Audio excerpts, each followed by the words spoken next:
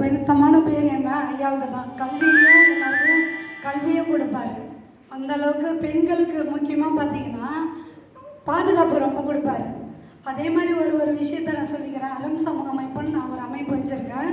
ஆனால் அமைப்பை ரிஜிஸ்ட்ரேஷன் பண்ணி 10 இயர்ஸ் ஆகுது.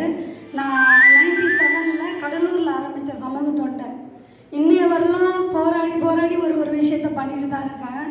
பார்த்தீங்கன்னா பெரிய ஒரு ஐயா இப்போ நம்மளுக்கு சொல்லியிருந்தாரு.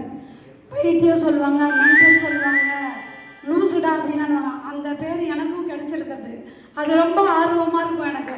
அவங்க சொல்லக்குள்ளதான் இன்னும் அடுத்து சமூக தொண்டை அதிகமாக செய்வேன்.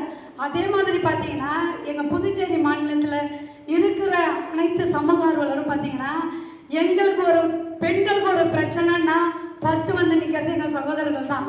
அந்த இடத்துல உடனே பார்த்தீங்கன்னா சகோதரர் எங்கே இருக்கீங்க, எங்கே நில்லுங்க தான் வந்துடுறேன்.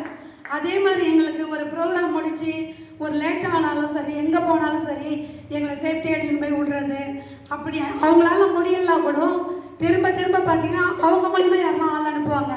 பெண்களே அவங்க அது சொல்கிறாங்க, ஊரில் நம்மளுக்கு அந்த படி சொல்கிறாங்க, அதெல்லாம் ஏற்றுக்காதீங்க. எலெக்ஷனில் நின்னா 5 வருஷம் தான் எம்எல்ஏக்கும் எம்பிக்கும்.